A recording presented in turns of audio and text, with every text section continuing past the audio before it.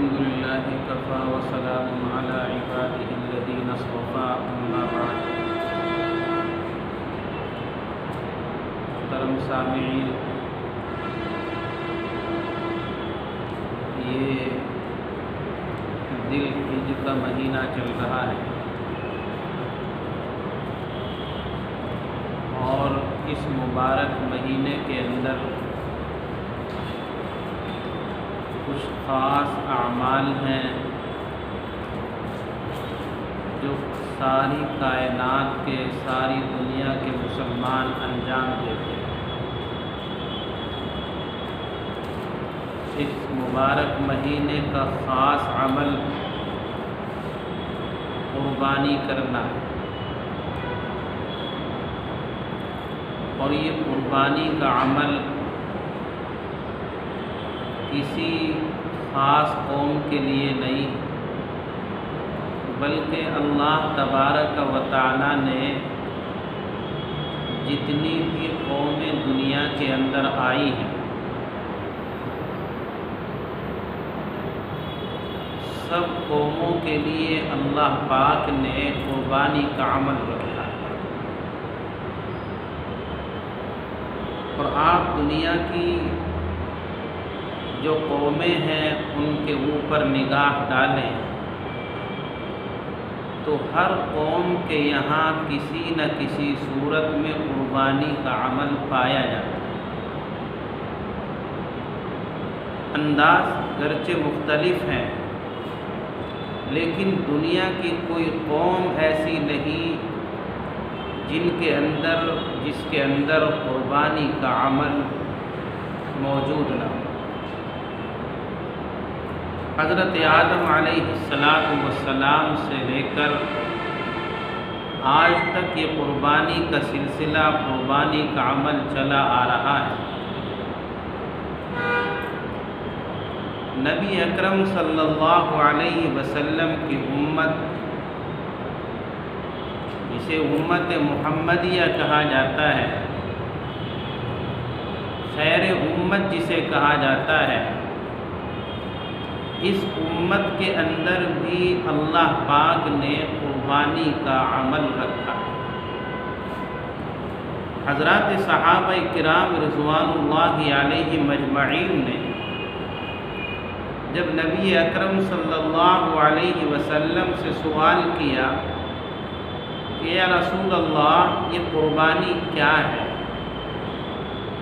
نبی اکرم صلی اللہ علیہ وسلم نے جواب میں ارشاد فرمایا کہ یہ تمہارے باپ ابراہیم علیہ السلام کی سنت ہے۔ حضرت ابراہیم علیہ السلام جو اللہ کے دوست تھے، اور اللہ تبارک و تعالی نے ان کو جو خلت کا جوڑا عطا فرمایا تھا، اپنی دوستی کا جو انہیں اللہ نے مقام بخشا تھا، اس کی ایک لمبی تاریخ ہے، لمبی داستان ہے۔ اللہ تبارک و تعالی نے بڑے امتحانات حضرت ابراہیم علیہ السلام کے لیے، ان میں ایک بڑا امتحان اپنے لخت جگر، اپنے نور نظر کی قربانی کرانا تھا۔ حضرت ابراہیم علیہ السلام جو اللہ کے خلیل ہیں، اللہ کے پیغمبر ہیں، بڑھاپے کی عمر کو پہنچ چکے ہیں، آپ کے کوئی اولاد نہیں، آپ کے کوئی بچہ نہیں۔ اللہ تبارک و تعالی نے بڑھاپے کی عمر میں ایک بچہ دیا،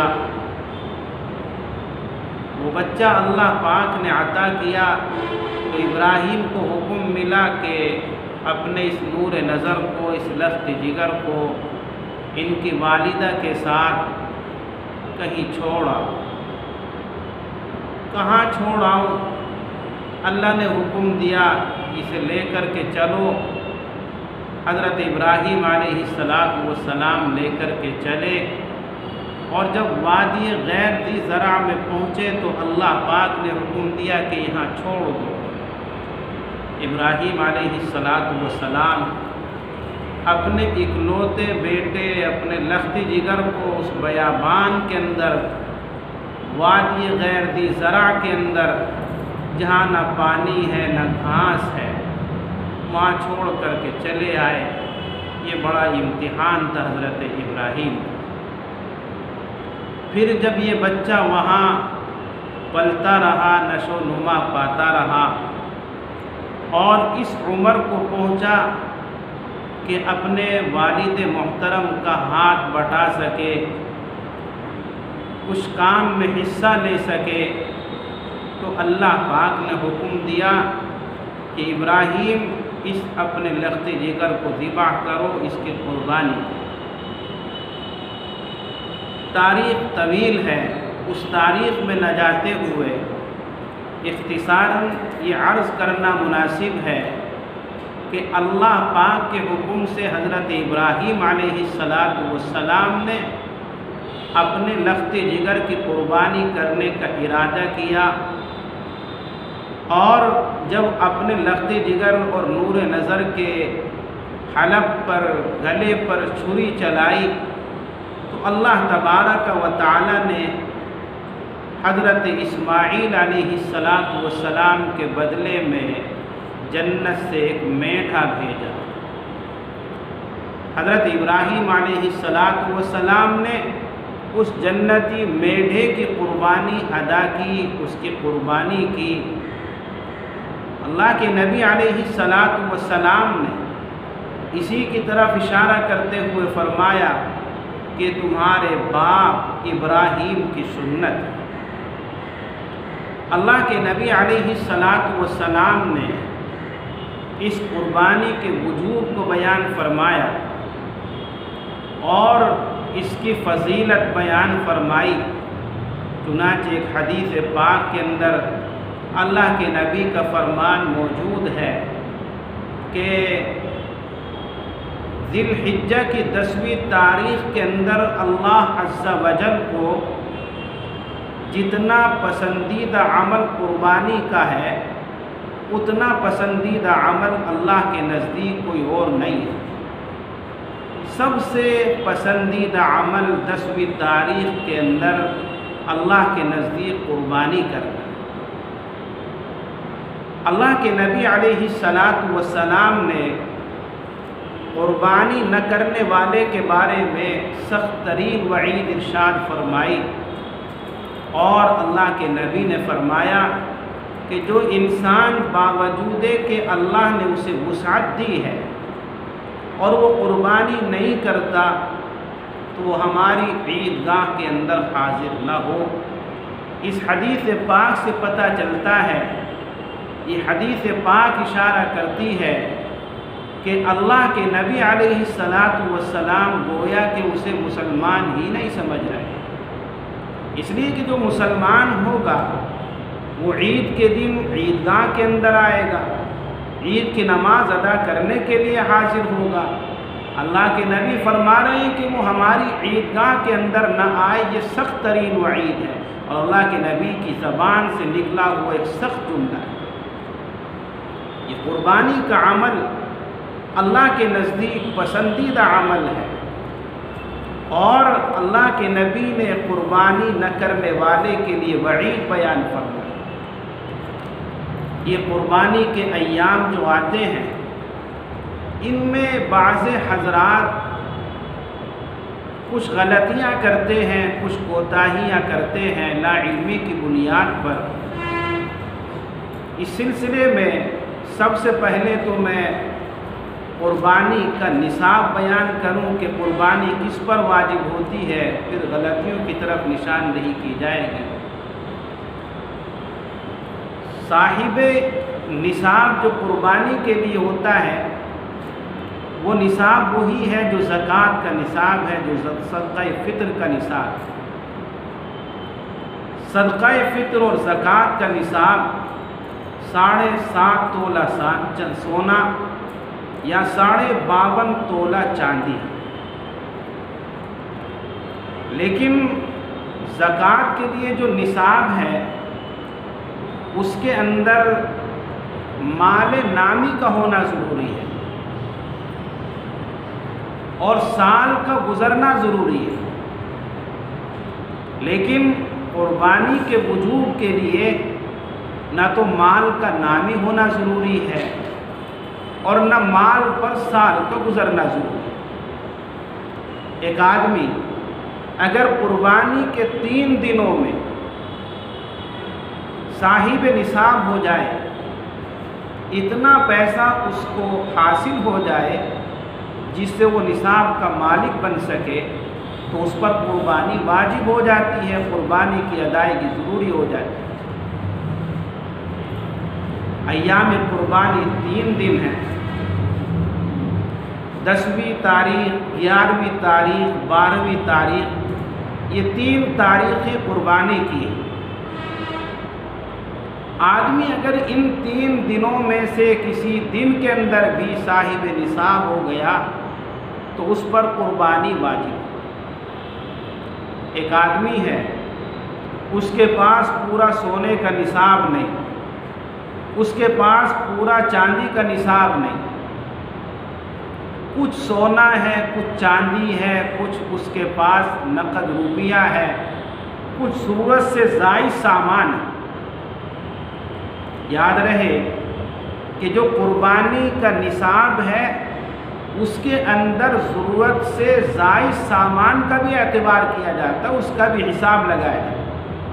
مثلا ایک آدمی کے پاس رہائش کے لیے ایک مکان ہے، دوسرا اس کا ضرورت سے زائد مکان پڑا ہوا تجارت کے لیے نہیں ہے، تو اس کے نصاب میں اس خالی مکان کا بھی حساب لگایا جائے۔ زکوٰۃ کے نصاب میں اس کا حساب نہیں لگے گا، لیکن قربانی کے نصاب میں اس کا حساب لگے گا۔ ایک آدمی ہے، اس کے گھر کے اندر ضرورت کا سامان رکھا ہوا، برتن رکھے ہیں، کپڑے رکھے ہیں، اور ضرورت سے زائد کچھ برتن، کچھ کپڑے اور بھی رکھے ہوئے ہیں جن کے استعمال کی ضرورت ہی پیش نہیں آتی، استعمال ہی میں نہیں آتے، تو زکوٰۃ کے اندر اس کا حساب نہیں لگے گا، کیونکہ وہ تجارت کا مال ہے۔ قربانی کے نصاب میں اس کا حساب لگے گا۔ بہت سے اس سلسلے میں چوک کر جاتے ہیں اور بھول کر جاتے ہیں، اس لیے ذہن میں رہے کہ قربانی کے نصاب کے لیے تجارت کا مال ہونا ضروری نہیں، مال نامی کا ہونا ضروری نہیں، ضرورت سے زائد اگر آدمی بقدر نصاب مال کا مالک ہو جائے تو اس پر قربانی واجب ہو جاتی ہے۔ قربانی جس پر واجب ہے، اگر ہم آج کے اعتبار سے اندازہ لگائیں، حساب لگائیں، تو تقریباً 20-22 ہزار روپے کا جو آدمی مالک ہو وہ صاحب نصاب بن جاتا ہے۔ اب جو آدمی اتنے مال کا مالک ہو تو اس پر قربانی کرنا واجب ہے، بشرطے کہ وہ مسلمان ہو، آزاد ہو اور بالغ ہو اور مقیم ہو۔